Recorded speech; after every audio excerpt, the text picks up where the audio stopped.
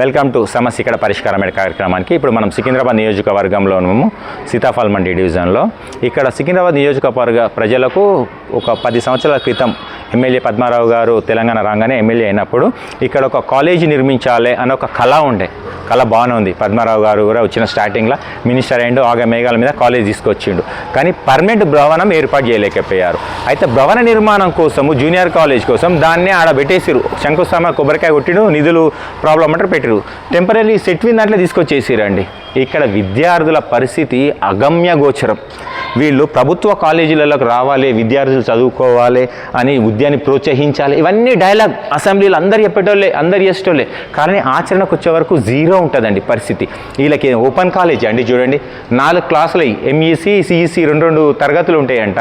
ఇంత ఓపెన్ క్లాస్లో ఎవరి మైండ్లోకి ఏది వెళ్తుంది, ఏ లెక్చరర్ చెప్పింది ఎవరు వింటారు? ఈ 4 lecturer at a time class తీసుకోవాలనుకుంటే ఎక్కడ తీసుకుంటారు ఇంత ఓపెన్గా?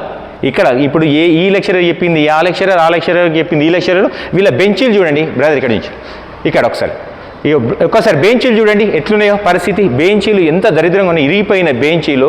విద్యార్థుల పరిస్థితి ఇది. మన కాలేజీ తీసుకొచ్చడం గొప్ప కాదండి మన నియోజకవర్గానికి, దాని నిర్వహణ సక్రమంగా చేయించడం గొప్ప, వాళ్ళకి ఫెసిలిటీస్ కల్పించడం గొప్ప, వాళ్ళ కొత్త భవనం కల్పించడం గొప్ప. ఫండ్స్ లేవు అంటారు, కోట్ల ఫండ్ వృధా అయిపోతుంది అంటారు, కానీ ఫండ్స్ లేవు అనే డైలాగ్ వస్తుంది. ఇంకెన్ని సంవత్సరాలు అవుతుంది? ఆల్రెడీ దాదాపు 2 సంవత్సరాలు దాటిపోయిందంట. ఇక్కడ వీళ్ళు లెక్చరర్స్ కానీ ఇక్కడ అధ్యాపకులు కానీ మైక్ ముంగటి రావాలంటే భయపడుతున్నారు, మళ్ళీ మాకేం ప్రాబ్లం వస్తలో అని. ఇగో ఇట్లా ఉందండి, భయపడి పాలనలో భయపడుతూ బతికేస్తున్నారనమాట. ఇక్కడ వాళ్ళకు టాయిలెట్స్ ప్రొవిజన్ కరెక్ట్ లేదు, వాటర్ ప్రొవిజన్ కరెక్ట్ లేదు. ఇక్కడ వచ్చేసి లైబ్రరీ ఉంది.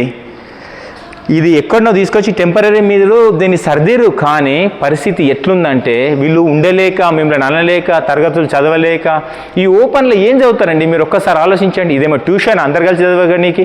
ఇప్పుడు ఇది కాలేజీ అన్నారు, దీన్ని ట్యూషన్ పాయింట్ అంటారు. ఇలా ఉంది.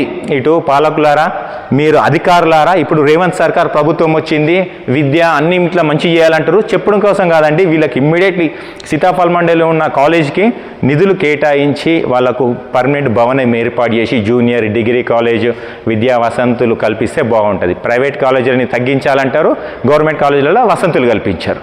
టేబుల్ ఇట్లా ఎట్లున్నాయి, వాళ్ళకి తాగే నీళ్ళు ఎట్లున్నాయి, ఏం లేదు. ఏది పట్టించుకోకుంటే విద్యా వ్యవస్థ ఎట్లా బలోపేతంగా అవుతుంది?